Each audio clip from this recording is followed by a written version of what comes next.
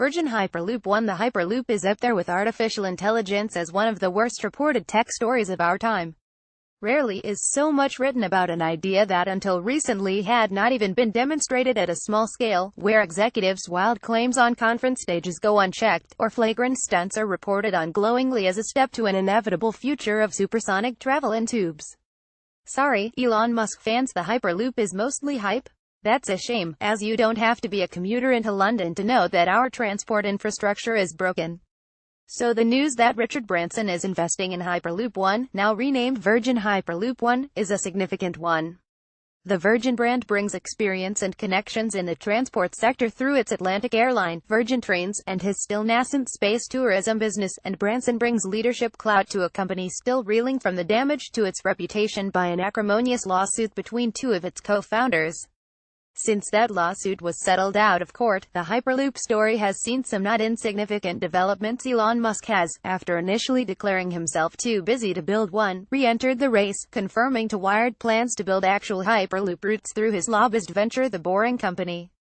Hyperloop One has completed the first small-scale test of its system, reaching 305 km per hour in a near vacuum. The company already has partnerships with some of the biggest engineering firms in the business, substantial financial backing, and a rumored valuation of $700 million. Of the various companies in the space, it's made by far the most progress. Rival company Hyperloop Transportation Technologies has, despite numerous promises, still not demonstrated much more than graduate show-type mock-ups and vaguely worded announcements of exploratory partnerships.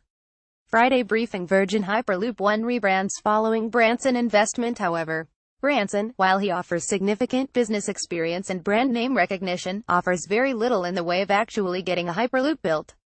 Hyperloop is, in its current form, far closer to Virgin Galactic, which despite being announced almost 10 years ago, has been hampered by setbacks and still seems at least months away from its inaugural flight, than Virgin Trains.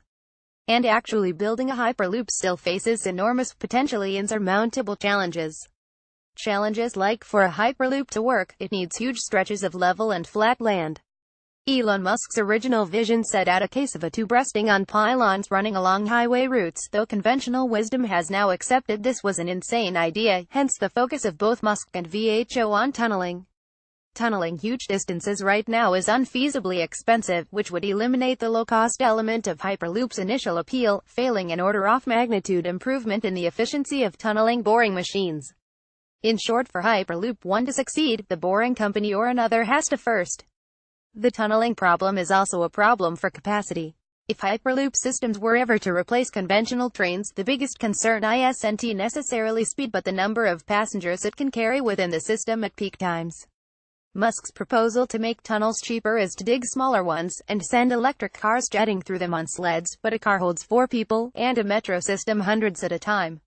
Then, there's the myriad safety and zoning regulations, the cost of land acquisition, testing, design, building something a human can safely ride in, before we can even start talking about actual Hyperloops zipping between London and Edinburgh, or Russia and Chinese seaports. In short, while Richard Branson might claim a Hyperloop is 2 to 4 years away, let's not forget that not too long ago startups in the sector were promising passenger systems by 2018. Still, while skeptics remain, there's widespread belief in the transport industry that a Hyperloop could in theory work in some form. And if that is the case, Branson's backing, plus Musk's return to his initial idea, means the hype in Hyperloop isn't going to die down anytime soon.